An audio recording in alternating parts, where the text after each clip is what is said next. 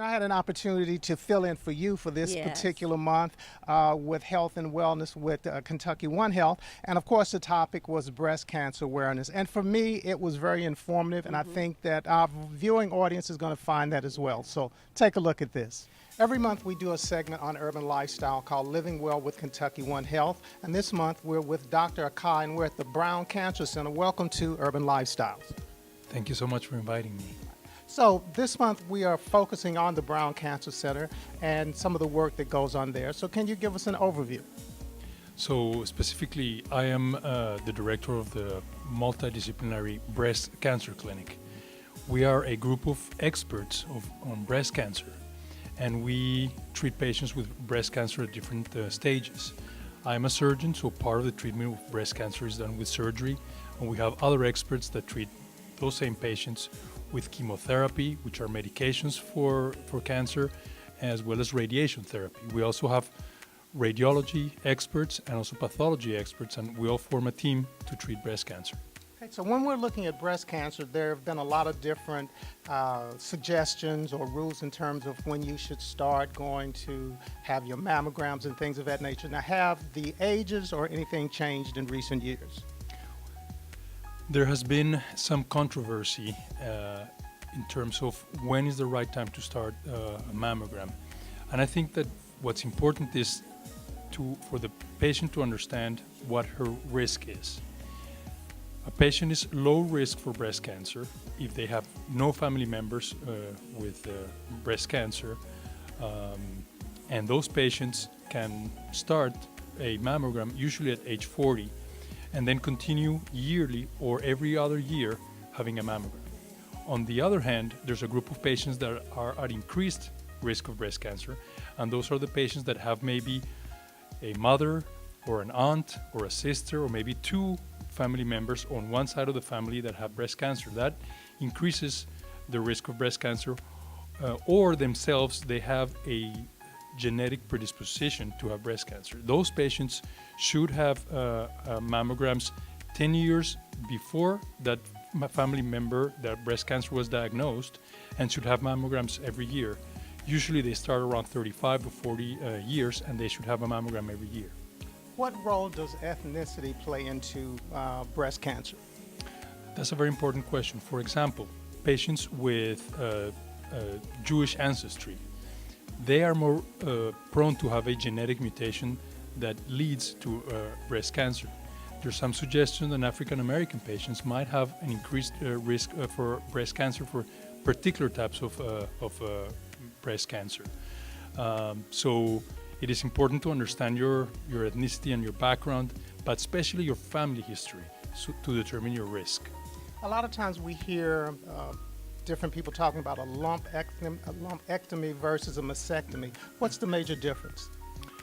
So lumpectomy is the removal of the cancer, in that term we'll call it a lump, leaving the rest of the breast intact. A mastectomy is the removal of the whole breast. So the majority of breast cancers that are diagnosed now are one small lump in the breast. Those patients are very good candidates for just a lumpectomy, the removal of the lump. And that usually goes along with radiation therapy, X-ray treatments that are delivered after the patient had the surgery. If, on the other hand, the patient has a big tumor or has multiple tumors in the breast or a genetic predisposition, something in their genes that makes them prone to having breast cancer, those patients will require a mastectomy. To give you an example, of 5 patients that I treat, of 5 patients, 2 will need a mastectomy, 3 will need a lumpectomy. And since the 1970s, there have been several studies done in North America and in Europe that compared mastectomy to lumpectomy, and there were no differences in survival. Mastectomies do not allow people to live longer. I tell my patients all the time, what allows people to live longer, because patients with breast cancer are definitely living longer, is good surgery, followed by radiation therapy when indicated, followed by chemotherapy, medications when it's indicated, and also by hormone blocking therapies when they're indicated. Is there an average recovery time after either one of the surgeries? Yeah, so very different. A lumpectomy is usually an outpatient surgery.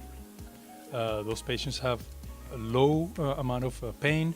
They usually can resume their normal activities 2 or 3 days later after the surgery and can go back to work usually after a week.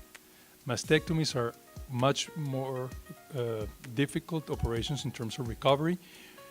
70 to 80% of patients will also have breast reconstruction, building up the breast.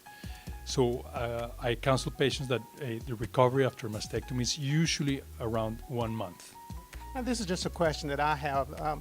How common or rare is it for you to find cancer in men, breast cancer in men? Yeah, it's very, very, it's a very unlikely condition. It's one of the least common breast cancers this is one of the least common cancers in males, but obviously very common cancer in women. So if you are a young woman, let's say you're approaching 40, what would be the steps that you would recommend? You don't really have a history from a family perspective, but you've been reading literature and it says I should go get tested, and I'm sure that that's a concern for a lot of women. How do you put them to ease? So the first thing is go to the primary care doctor or even their gynecologist and get scheduled for your first baseline mammogram. It is likely that if it's your first one, if they find something, it's most likely going to be benign and it's going to be cleared with images.